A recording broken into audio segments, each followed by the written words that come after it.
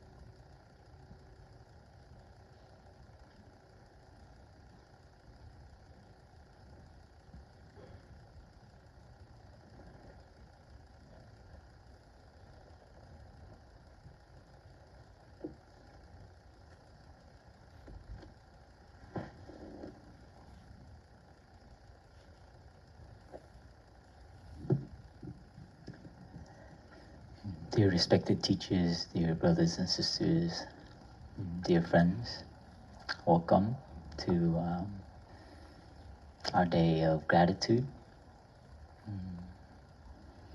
It's so wonderful to sit here. Do you feel already nourished?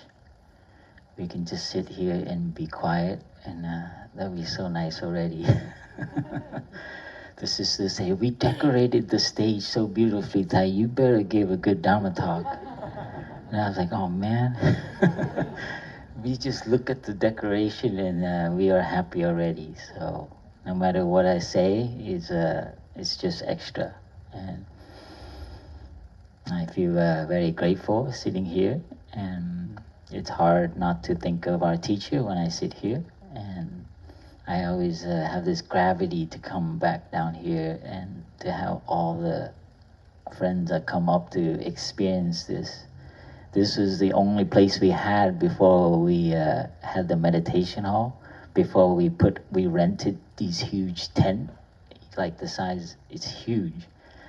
And I remember I was in the organizing team, and we told Thai that we rented a tent, and I don't think he was happy. He liked it.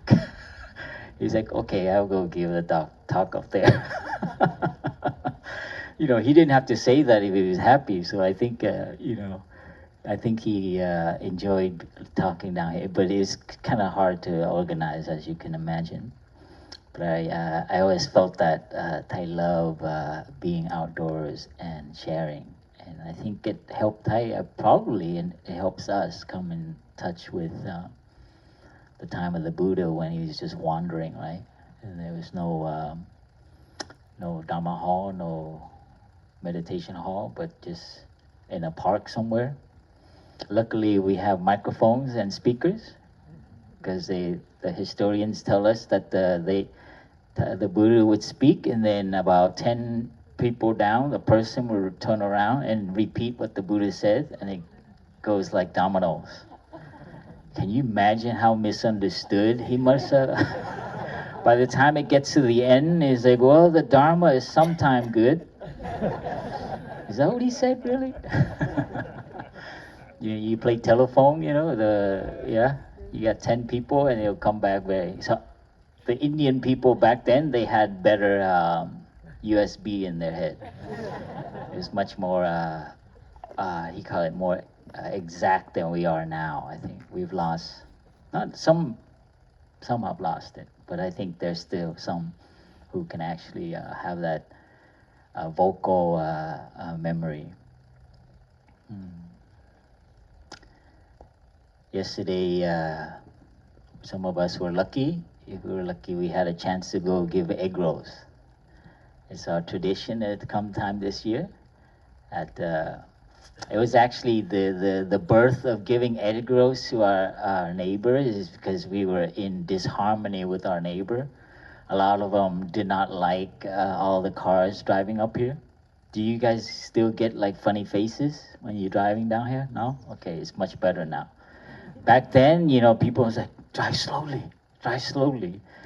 And because a lot of people who came to this area is not incorporated in Escondido, it's a county. And so it's, as you can see, it's less, how do you call it? You know, like the sprawl, the houses are really the same, right? It's still rugged, rustic. So it attracts certain kind of people who don't want to be part of that. So they just want their quiet and peace. So imagine we came here and we're like, you know, every Sunday be hundreds of cars coming up. They were not happy. We have one neighbor, he sat in front of his lawn counting all the cars on Sunday morning coming up and going out. And he would come up here afternoon and tell me, you know how many cars there was today? It was great. Yeah, I used to go ride my bike down there and just to run across them and listen to them and their, you know, unloading. And it was nice because you do it for a while, and then their partner, the wife, this one family, the wife came out and was like, would you like some lemonade? And I was like, sure. And so he was complaining, and then she came with the lemonade, so that changed the topic. So I'll never forget that. And so my strategy was stick around long enough until they offer you something, because yeah, you have strategies. And slowly, and there was one neighbor actually, he complained because he used to sit in front of the house on the right. They move. They don't long longer there, so I feel okay to share this story. But he used to sit in front of his lawn and then shoot BB gun at the gophers in his grass. The grass, you know, they would destroy his lawn. They would, you know, they'll climb up, and he sits there with his beach chair and shoots them. But ever since the monastics moved, the monks knew his wife tell him not to shoot anymore because this doesn't really fit. You know, these monks and nuns are driving by and you're shooting right on the, you know. And so he complained to me. He's like, you know, you guys came here, now I can't shoot at the gophers. No, you know, there's certain things you find out. That was an indirect benefit to the gophers, our presence being here. And so every time I pass by there and I see a gopher going like that, you know, and I'm like, you know, you just feel, you know, something there. Somehow, you know, the tradition, the monks and nuns, they kind of like, yeah, it's just everyone assumes that we're peaceful and we shouldn't be shooting things, which is probably true. But yesterday, my first time since coming back from France to go give egg-rolls, and it's probably over 15 years, maybe, something like that. So I volunteered and I requested to do the local neighbors because they have all changed neighbors since the last 10 years that I've been in France. So it's all new neighbors. So the Sangha, the monastery, we outlast the neighbors. They go and come like the waves at the beach. And so I wanted to meet, and I was right. They were like all new, and I made sure I kind of interact with them. Some of the neighbors, they take the egg roll and they want to close the door. Nalaka went with me yesterday, and he I don't know if he noticed, but I try to like interrupt them so they don't close their door, because the habit is like, oh, thank you, and I was like, so how are you doing? And I was like, oh, what's that on your yard? And then it goes on, and then they start to tell their story. So I noticed that the habit of ours is open the door, and I mean, we do kind of look strange, and you know, like, oh, I don't want, who are these people? So they're like new, so some of them are used to us giving egg rolls.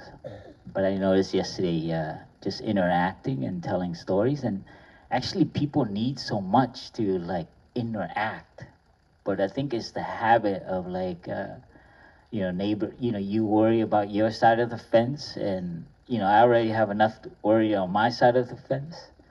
I grew up like that. So yesterday, I think I was kind of like in the face a little bit, in your face, kind of like, so, you know, what kind of dog is that, you know? It was great. I had a great time to interact with them. But I have to say that there was one neighbor, I don't know if Brother Nalaka remember, but she said, we don't celebrate Thanksgiving. And from the tone of voice, I can tell that it's, I understood right away, and I said, no, we're here just to give egg rolls to express our thanks to our neighbor. And he, okay. So I think there's a, you know, so we want to acknowledge that we're, you know, not celebrating Thanksgiving, and we're celebrating Thanksgiving in the sense that it's a day of gratitude, and it's just an opportunity to be grateful. And we do not ascribe to any like historical representation or what it means, because we know that we're revising the story, which is very important in, I think, in our practice as well, revising our story. And that's exactly what Buddhism is original intention to, is to check again if your story is correct. And so I think we are learning what, you know, the story that I was taught about Thanksgiving growing up. I was like, oh, it's so fine and dandy, you know, the pilgrims give food to the Indians, and the Indians give the vegetable back to the pilgrims, and they live happily ever after. And I think most of you probably coming up here probably know there's another story to that. And so that's not something, it can always be updated and revised, all stories. And it depends who's writing. So that's something I just want to like have a disclaimer that you know, not everyone is comfortable that Deer Park is celebrating Thanksgiving, and we hear you and we understand, and we, you know, we respect that. as well as we also celebrate Christmas, and some people don't like that, and we're like, well, it's a nice time, and we celebrate New Year's. So if you stick around, Plum Village, Deer Park enough, we use every opportunity to party. So it's like, Hanukkah. Yes, we do Hanukkah. Bar mitzvah. I don't know about mitzvah, but we do Ramadan. Some of our brothers from the tradition of the Islamic tradition, and I've done that in France as well. This year, my brother, I don't know how successful he was, but he tried to get the Advent thing going on.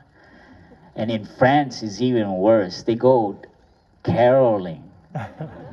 It's like schizo practice, Bunch of monks and nuns show up at your door and they're singing Jesus and God songs. Can you imagine? I swear to God, they do it in harmony too. Really funny. So luckily we don't do that here. I think we would be have a protest down there.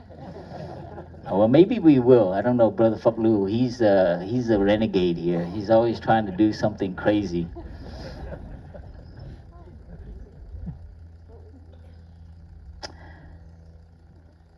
Yeah, so I just wanted to share that. We use every opportunity to, especially in the culture and the society we're in, to look at what are we celebrating and look deeply at it. So for us, Thanksgiving, besides the story that's related to this nation, to the peoples of this land, we need to recognize that, and also an opportunity to give thanks. Actually, growing up as a young person in America, we, besides the school education and that story, I think Thanksgiving was my favorite holiday because there was no gifts involved, no wrapping, no who do I have to remember.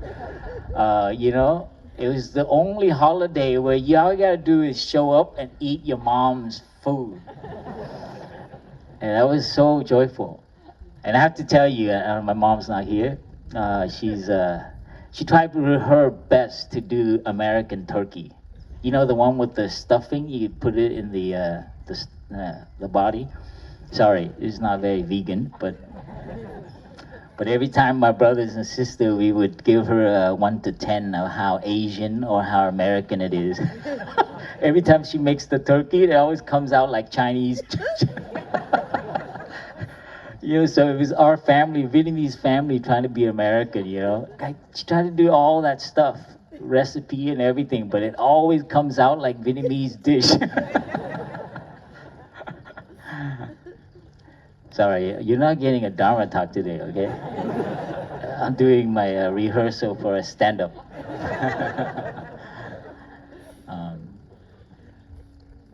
So it's my favorite holiday because it's and it's difficult too. I remember, actually, in the monastery, this season is the most difficult for people, starting with Thanksgiving.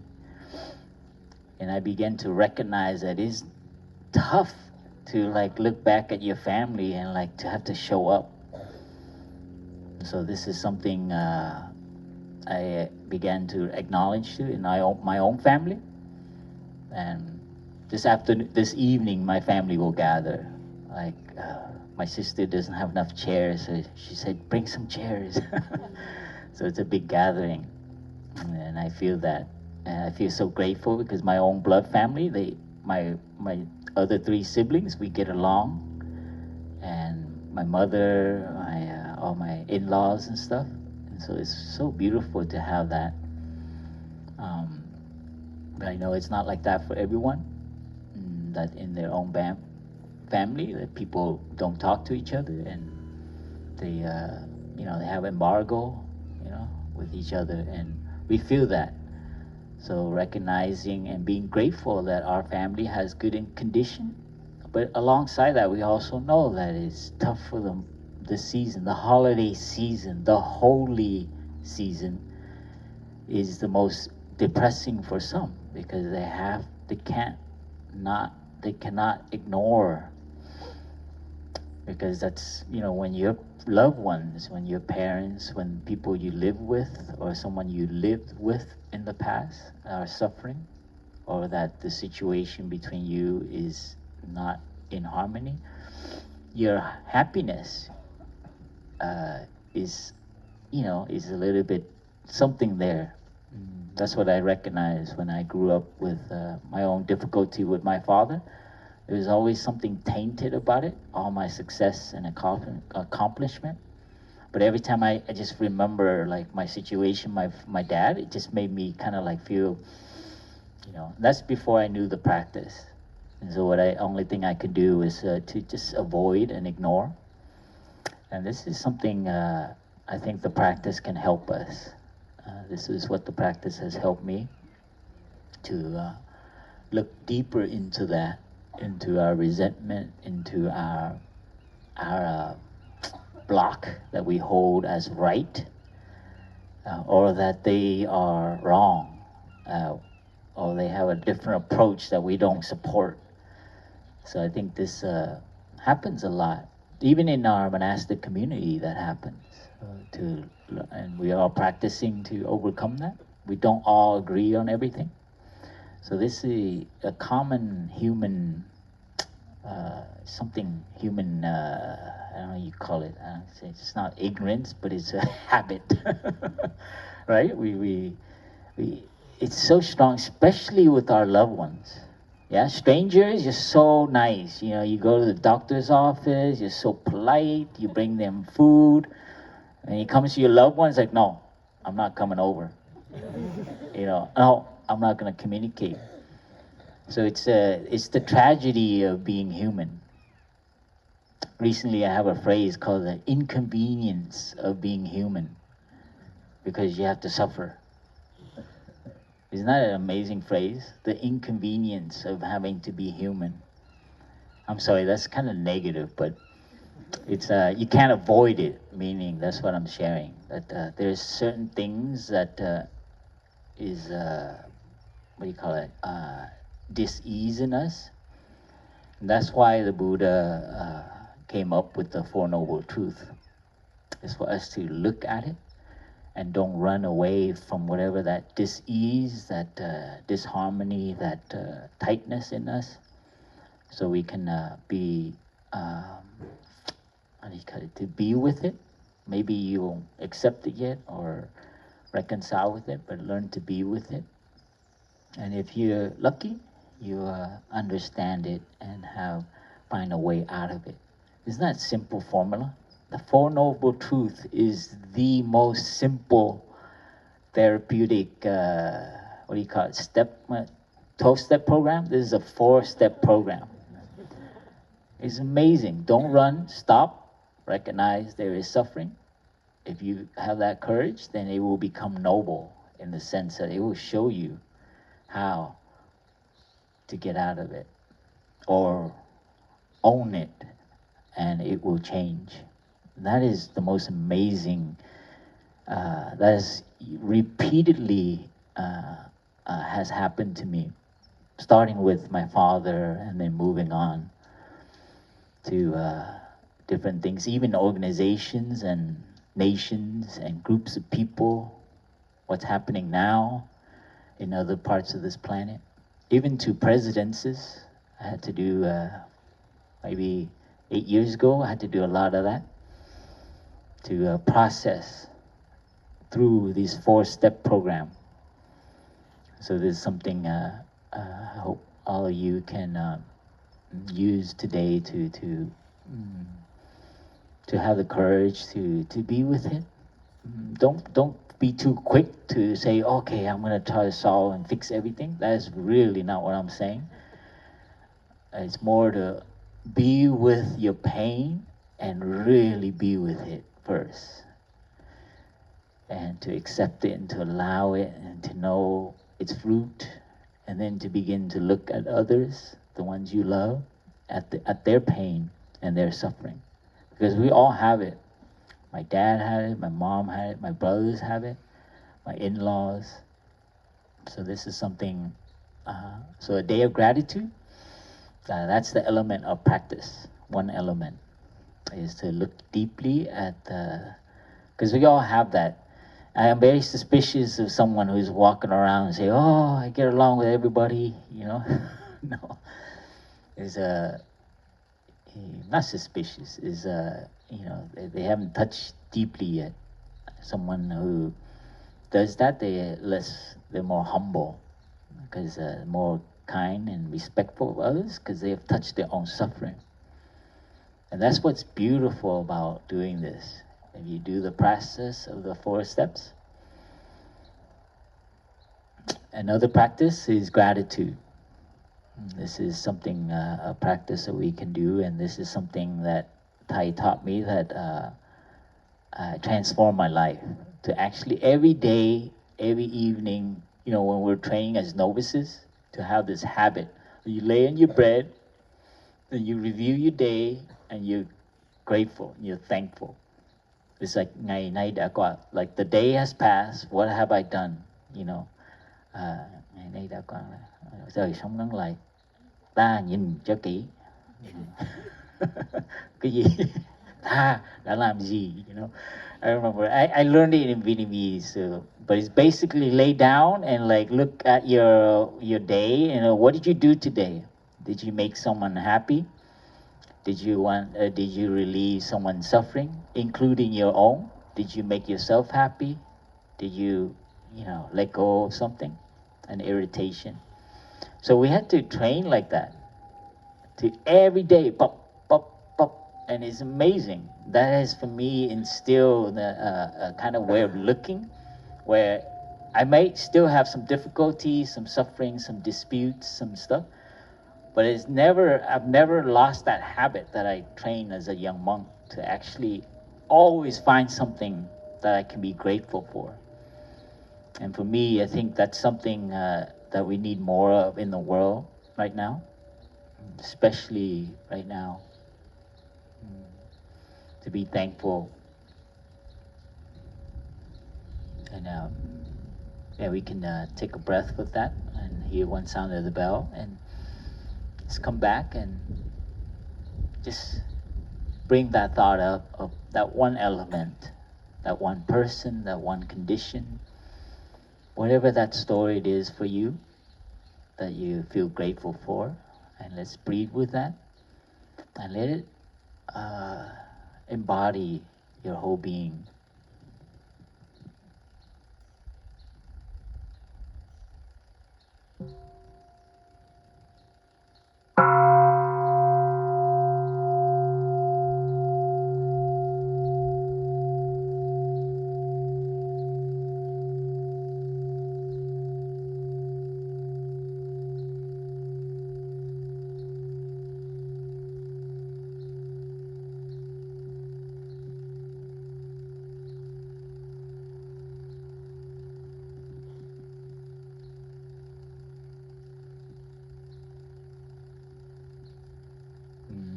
One way we can help heal some of the pain we have in our family, in our people, is Thai distinguishes into 3 different kinds of gratitude, or we call touching the earth. And there's a blood ancestor, spiritual ancestor, and the land ancestor. And that's something we can do repeatedly in our lives, in our day, in our year. I think we've become quite distant from that, to have a spiritual dimension in our lives. For all of you to come up here, there's already an element. There's something that you feel that should be fed, right? That's your spiritual life. To be, you know, you listen to me like this, you already have it. So it's just watering all the seeds that you have. But if you listen to NPR in the morning, what does that feed, right? It feeds other seeds, right? Or you have a conversation, or you go to work, you know, you work with your boss, your colleagues. There's certain things that get watered, right? kind of like, oh, you know, whatever that is for you in your condition. But spiritual dimension is nothing more than having a way so that those seeds, or spiritual seeds, the goodness, the kindness, the understanding, the forgiveness, the acceptance, the courage, the compassion, the kindness, all those things get watered. So having a spiritual dimension, a spiritual life, that's what it means. And there's, so this ancestor, paying tribute to our ancestor, for me, that was also enlightenment moment for me, a practice that when I grew up as a boy in our house in the Vietnamese, we were Buddhists, but my grandma, she's Chinese. Their ancestry is more, their religion is more ancestral worship. So in our family, we had 3 altars. The one at the bottom was for the land ancestor, and then he was the big, kind of like chubby one, round, and he looked the most happy actually. It's like kicking back, and he's like always leaning backward, and he's got like the earth god, you know, and there's an altar there, and there's this incense, and then the next one will be the family, my ancestor, my grandfather's picture, and we have a thing for our different lineages, my mom's blood family lineage and my father's lineage. And then on the top would be the Buddhas and the altar up there. So there's actually 3 different levels. Isn't that cool? And you can go to the Vietnamese Chinese town or something, and you can get an altar already pre-made like that. My grandma, when we got that for her, she was so happy, because before that we just had like planks. And then we got one for her that already had 3 like abode, you know, they look very good. They have all these dragons, and there's a place you can put incense. And so my grandma like loved to be in there. Every day she liked incense. I come home from school, sometime I get an A, and she makes me go in there and light incense. I had no idea why I was doing it, but I was gonna get $1. My grandma, after I light the incense, she sticks her hand in her pocket and then she gives me $1. And I'm like, great, ice cream, you know? And we used to have the ice cream truck, and you can treat your friends with $1. That's my grandma. That's how she loves us. She puts her hand in here and goes, she doesn't say, I love you. She just says, hey. But I had to light incense, you know, to my grandfather. Isn't that beautiful? And only after I met Thai did I know what the heck was going on. You know, it wasn't for $1. It was actually like a communication to give thanks to your ancestors. So all your success, all your A+ and stars, and like, you know, we used to get these, when you did something good, you get a sticker that you can scratch and you can smell it. You get that now? No. In our days, we were sniffing chemicals that we thought was, yeah, this is how they get the kids to, sorry, I'm really bad. And now that I know that it's not what you want to be sniffing. But in the old days, we used to get that. And every time you get an accomplishment like that, you know, you have to thank your ancestor. Isn't that beautiful?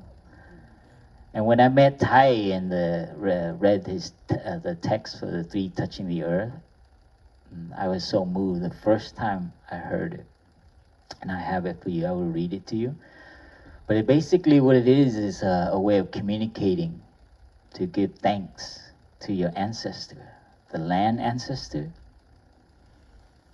our blood ancestor, our parents, our grandparents, our culture, our Chinese, our Vietnamese, whatever your ancestry is. So don't get political with it. Just know that everything that comes to you, your hair, your look, your eyes, your nose, your food, all the things you feel aversion to and attracted to, come from your blood ancestor. And of course, the education, the land which you grew up in. Like those, I speak like this, I do this in Vietnam, they're gonna, so, oh, he's so American. So that's land ancestor, the culture, the place you stay, and you feed off, you eat burritos, and you start talking differently. You know, I don't know like what, but but then same thing with the remember that, huh? Spiritual blood land, and you live without awareness. This is something that you, when you feel difficulty, you can come and rely on that to feel. And the text is beautiful because it also acknowledges the difficulty that our ancestors have transmitted as well. So they're not all like dandy and, you know, Holly Pop, what is it, Mary Poppin like, yeah, ancestor, but they are also difficult ones too. So this is something that I learned from reading Thai and the practice that helped me.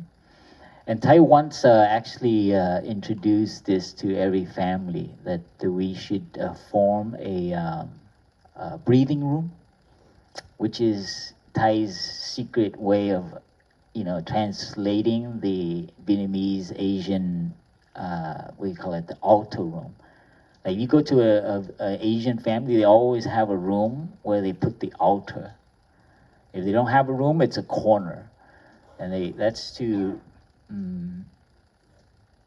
you know, for us to pay respect and to, you know, if your ancestral worship, you have that in your family, you also make food for them once a year to make their favorite food, and also to, you know, do your chanting and praying in the Buddha. But Thai is kind of like adapted it and call it the breathing room, or I think I just heard him say the peace room. So this is something that, can you imagine? So Thai, I remember he said, like the first time I heard him share, he said, you have a living room, you have a kitchen, you have a garage, you even have a room for your car, you know? You have an entertainment room. What else you have? You have a, what else? Do you have an office now? Like internet room? But we don't have a room for peace and for spiritual dimension. So they call it the breathing room. Can you imagine? I was trained as an architect. I would love to get that in there as like a necessity. It's like, where's my breathing room at? You know, can you imagine your client? And I imagine that room and your family, when your kids are not happy with you and they retreat into that room and close the door and it has red light go on, peace. That means you, as your parent, cannot go in there and interrupt them because they're in there breathing. I am so angry at my mom right now. And you cannot enter in there. Imagine that as a, you know, a civilization. You know, you have a room where it's like peace. And until they have a break and find themselves, or between the parents, you know, honey, we gotta stop right now. I need a break.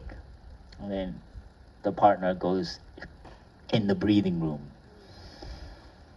And you cannot go in there. You cannot knock on that door once that red light goes on. Ding! You know, it's like, I'm gonna let him have it when he gets out. You imagine that, you know? You have an entertainment room, you know? Oh, what's on tonight, honey? You know, what's the next flicks, you know? You know? We need another room. Because, you know, family. Ooh. Family life. I gotta stop disparaging on like family life because you need a community. It's not sustainable to be 24 hours. I don't know if I should share this part. Oh, I gotta give hope and give you confidence. But it's tough to live 24 hours with your loved ones. I don't know how much you love them. I don't care. But it's like, honey, can you stop? How many times you told me that? And I have a little glimpse of it because sometime in the monastery between our hamlets or between the brothers even, the rooms, you know, we get a glimpse of that. And so this is something very humorous. So we do need that. And some of you who might have a room, an extra room, empty it. Take all the furniture out and leave one table. Maybe have a calligraphy in there and then put on the table a vase with the flower, and the favorite pictures that nourish you spiritually. So it's not Buddhist, it's not Christian, it's nothing. It's just peaceful, where you can communicate with your ancestor. And if you like, you can have one for your blood ancestor, for your spiritual ancestor, and for your land ancestor. So it gives you that awareness that you're always having these support, as well as when you fail and you do something and you cause suffering, to go there and to apologize, to say, I know I'm also been transmitted these negative seeds, these negative habits. And it's also a place of reconciling with ourselves. So this is the vision. And that's what it means for today. You know, the sister to decorate to this is to acknowledge that we don't live out of like nothing, separated from each other. That there are people that lived here before. And then to do it here, like behind me is actually where the people, the Komaya, the Lucenio people lived. There is still evidence, in the rocks of them. And before the oak, the poison oak took over, I used to go down there and sit near those rocks. And you can imagine hearing all the little ones jumping around while the grandmas or the grandpas are like grinding the acorn, right? And so and they used to migrate to the ocean side to get the other foods, the shells and fishes. So you got to recognize what happened to these people, to acknowledge, to know, and when you remember that, you actually vow it. So when you remember your ancestors, you know what their aspiration was, or how they lived in harmony. So it nourishes at the same time your aspiration. So gratitude, when you're grateful, it also nourishes your aspiration, your volition. You're wanting to do what they couldn't do, or they, had a chance to do but lost. So this is something that is a side benefit of being grateful. When you're grateful for something, it actually, in tandem makes you feel you want to live in a particular way. And so that's, for me, how that has helped me slowly see what's like my purpose in life.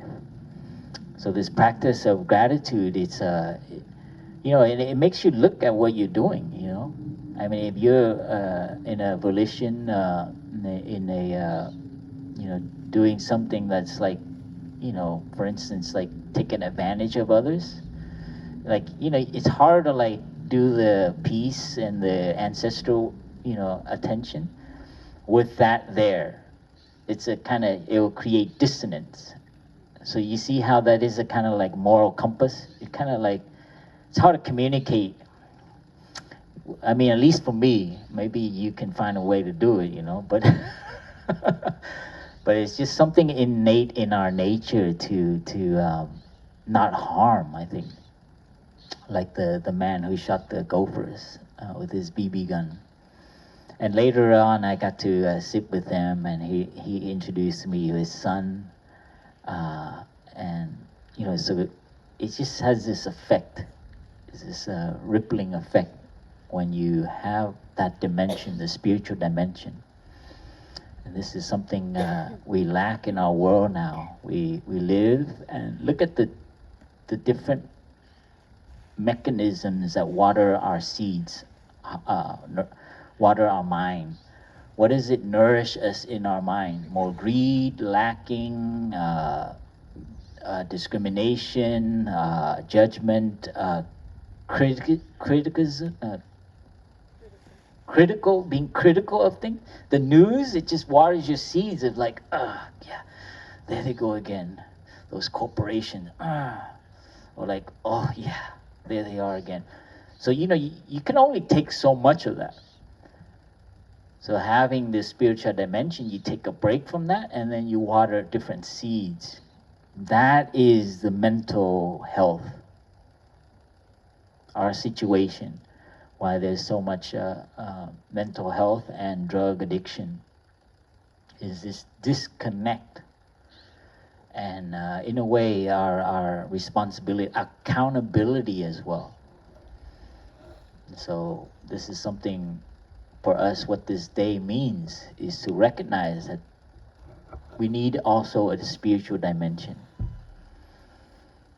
And I wanted to, biết có ai có đồng hồ để thầy biết mấy giờ rồi.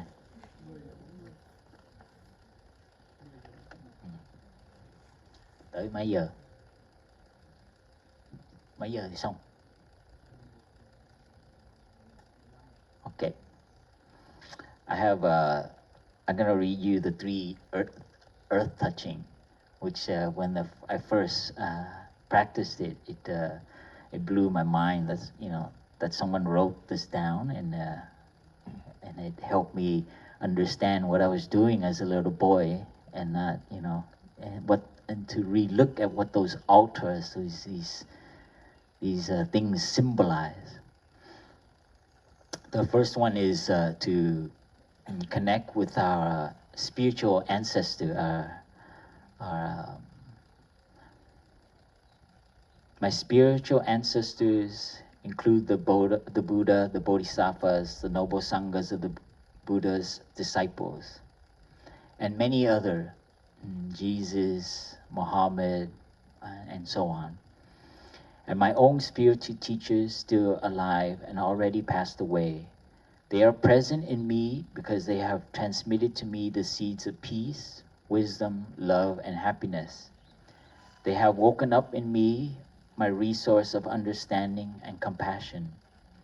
And when I look at my spiritual ancestor, I see those who are perfect in the practice of mindfulness training, understanding, and compassion, and those who are still imperfect. I accept all of them because I see within myself shortcomings and weaknesses as well. Aware that my practice of the mindfulness training is not always perfect, and that I'm not always as understanding and compassionate as I would like to be, I open my heart and accept all my spiritual descendants and ancestors. Some of my descendants and ancestors have practiced the mindfulness trainings and understanding and compassion in a way which invites confidence and respect. But there are also those who come across many difficulties and are in is constantly up and down with their practice. And so this is what I appreciate about Thai is he pointed out that we receive good things, but we also receive some stuff that they did not succeed in. So that motivates you to do it for them. Like my father, you know, it was tough for him, you know, to overcome his depression and his sadness and his, cutting off the family. Now, when I have that seed, I have to really do the training and to do the opposite. And to, of course, not extreme, because you can only take so much, but I would actually move in that direction. And I remember as a young monk feeling like that. And I still feel that sometime now. Like you feel like you want to like run, you want to be separate. And, you know, so I do that for my father now very clearly. Maybe my father has passed, but he's still alive in me in the sense of that energy. And for a young man coming across this text, I mean, now I read it and some of us take it for granted, but like for me as a young man who's angry at the father, wow, it was like a spring of fresh water. I was like, man, who wrote this? You know, like someone pointed out to me that, you know, not everyone's perfect, and to be more accepting of that. And for me, that was the beginning. And to do this, actually, you have to bow down. So, you know, also I began to understand the position that the Indian ancestor discovered. You know, in yoga, you do that bowing down. It's touching the earth. You put your head here onto the ground, and your hand go like this, and then you turn it out like that. And your knees are touching the ground. So they call it 3-point. 1 point here, and your 2 knees. And you lay there, and you visualize. I mean, Sister Chong Kong was doing this, and she would add so many things to this. And she'll take you on this fantastic journey. And you're there crying. She's like, as a young man, holding all that anger and hearing this text and being in that position is very safe. It's like the womb. I know people say you're going back to your mom's tummy, right? But it's also like no one sees you and you don't see anyone because you're bawling down there. You're like trying to figure out, like, oh man, I don't want to get up with all this stuff. So it's also very, not so public. So it's kind of nice. So that position is so beautiful. If you ever have difficulty, go somewhere away from people and do that curl and visualize your ancestor. And that has nothing to do with magic. You're not worshiping something. So we're not touching the earth later, but we sometimes do touching the earth for our ceremony. And that position is a very beautiful position. As a young person growing up in America and education and become an architect, I never did that. It was like, even this is kind of like I had trouble with, like doing the bowing. That way of like recognizing the goodness in others. But then touching the earth was also a new discovery for me. It's like, wow. I was like, this is powerful. I mean, I didn't think it's in reflection and in hindsight, but I think what it did was allow me to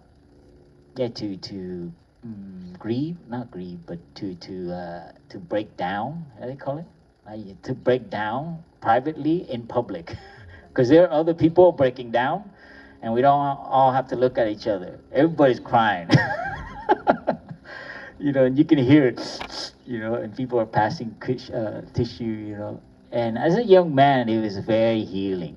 That was my, how you call it, breakout, coming out of the closet of like, it's okay to cry, I was like, God. Anyway, I won't read the other two, but please find it. It's three, it's quite long. Two other earth touching.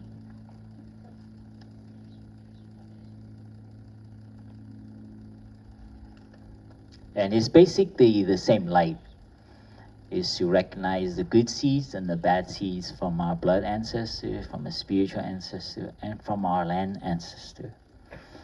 And this is the land ancestor, I think, in particular for today, I think to honor that.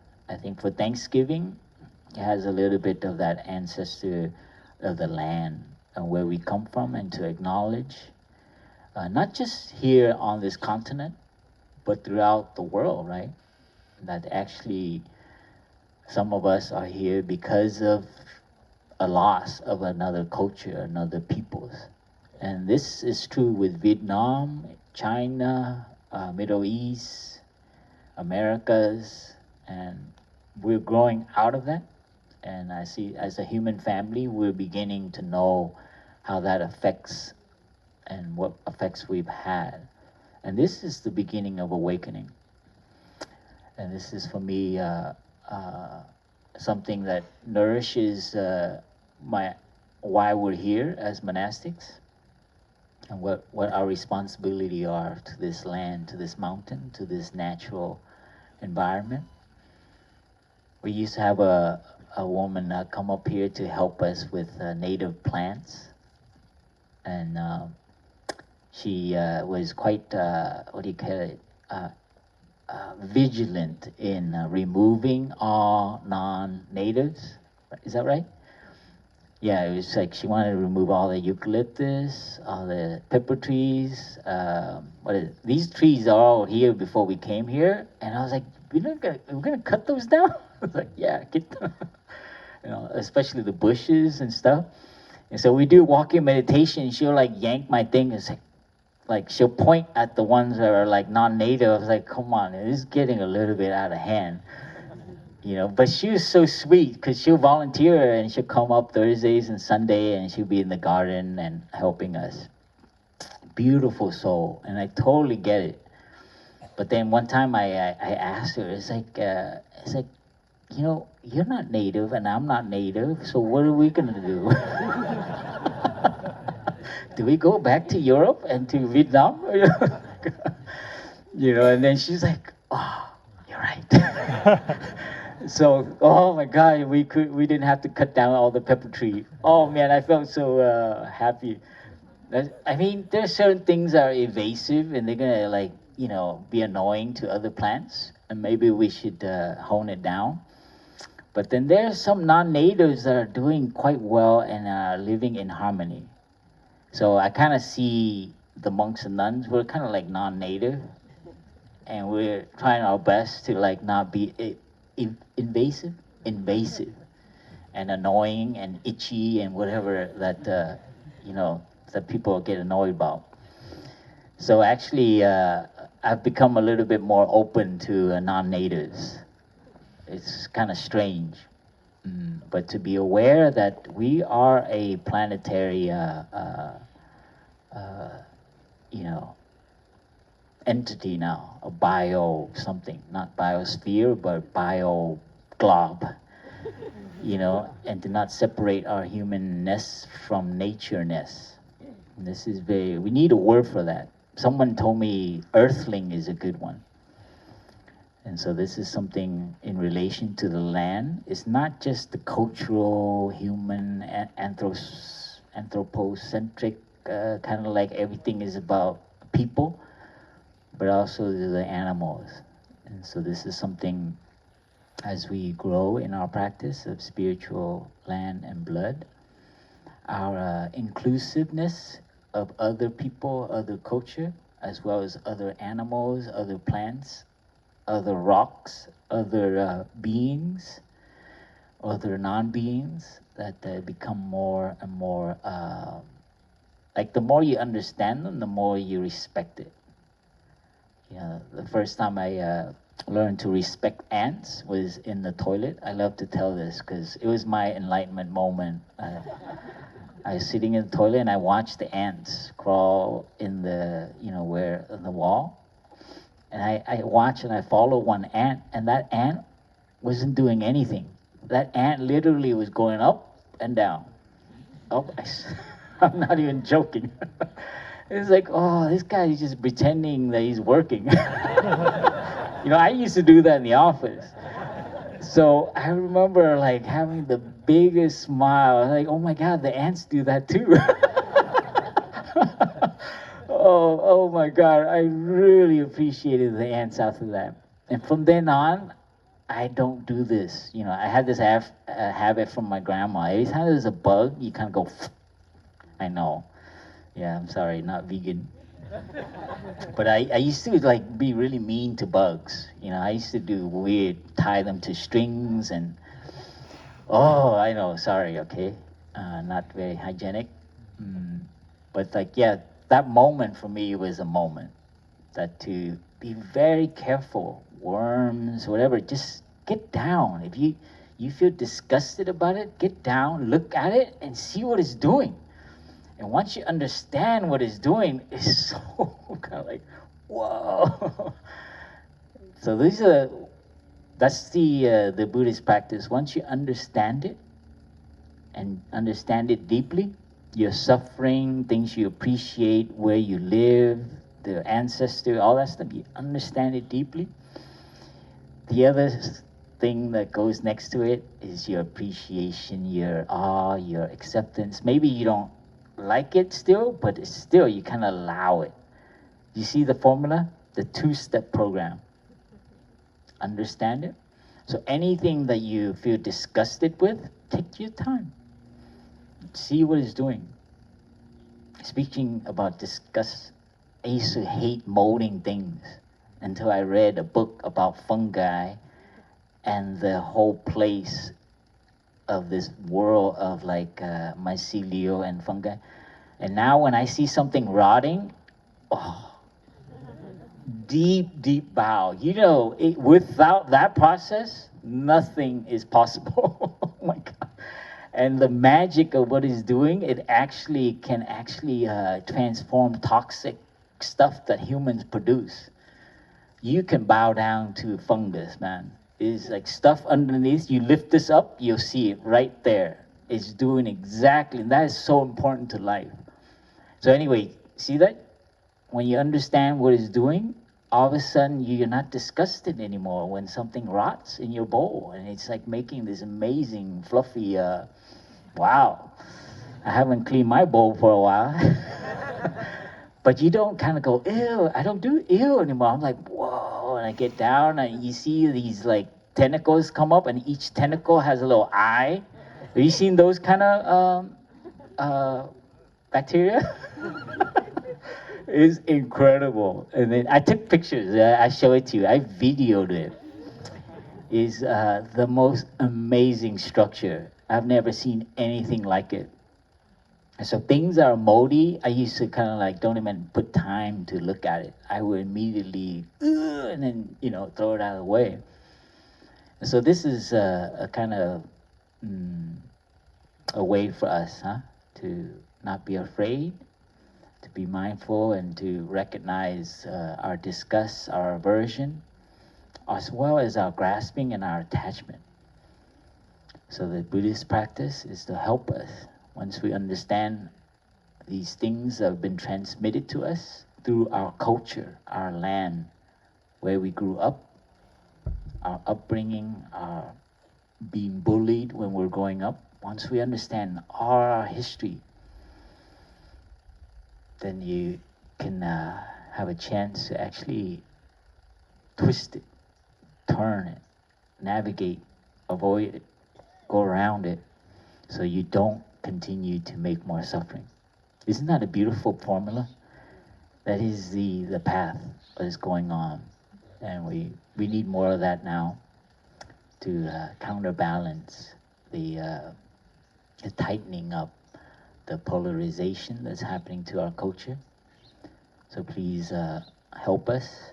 And tonight, when your family, remember, water good seeds. Some of you will go home this evening to have a dinner.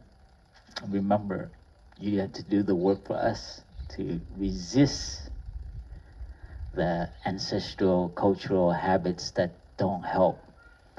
So avoid saying that phrase, touching that seed in your loved one, so that they can argue, or you can be right and they're wrong.